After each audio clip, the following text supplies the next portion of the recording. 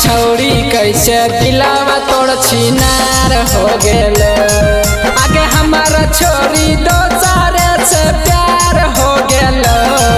गे रनिया कैसे दिलावा तोड़ छिनार हो गेल।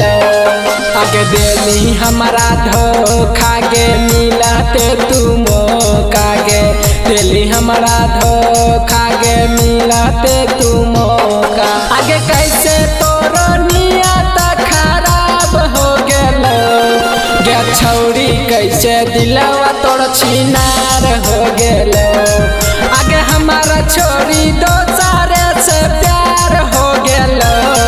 गे छौरी कैसे दिलवा तोड़ छिनार हो गेल।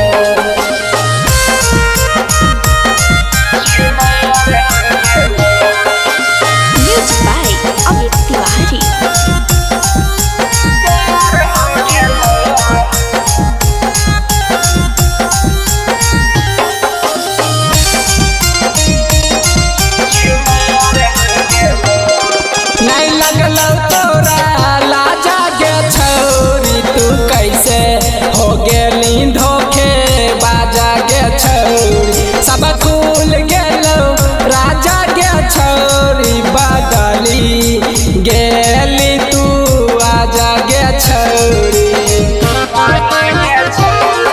नहीं लगल तोरा लाजा गे छौरी तू कैसे हो गेली धोखे बाजा गे छौरी। सब खुल गेलो राजा गे छौरी बदली गेली तू आजा गे छौरी। आगे बुझनी नहीं बाती आगे कैली तू गलती। आगे बुझनी नहीं बाती आगे कैली तू गलती। नहीं जाना हलियो कब से खेलार हो गेला। गे छौरी कैसे दिलावा तोड़ छिनार हो गेल। आगे हमारा छोरी दोसरे से प्यार हो गेल। गे कजली कैसे दिलावा तोड़ छिनार हो गेल।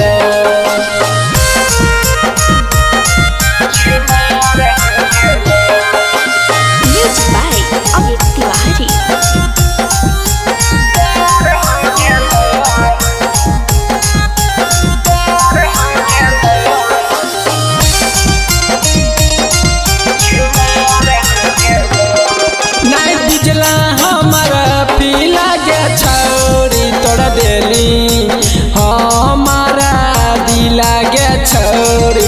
अब मिल गेलो दोसर गे छौरी तू कैली जियल मुसाकिल गे छौरी।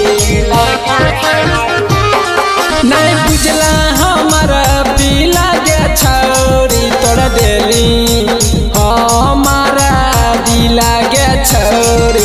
अब मिल गेलो दोसर गे छौरी तू कैली जियल मुसाकिल गे छौरी। आगे घुमहिया जादा गे करके बर्बाद गे। घुमहिया जादा गे करके बर्बाद। आगे रोशन चंदन जिंदगी मोर अन्हार हो गेल। गे छौरी कैसे दिलवा तोड़ छिनार हो गेल। आगे हमारा छोरी दोसरे से प्यार हो गेल। गे प्रिया कैसे दिलवा तोड़ छिनार हो गेल। Recorded by Rosni।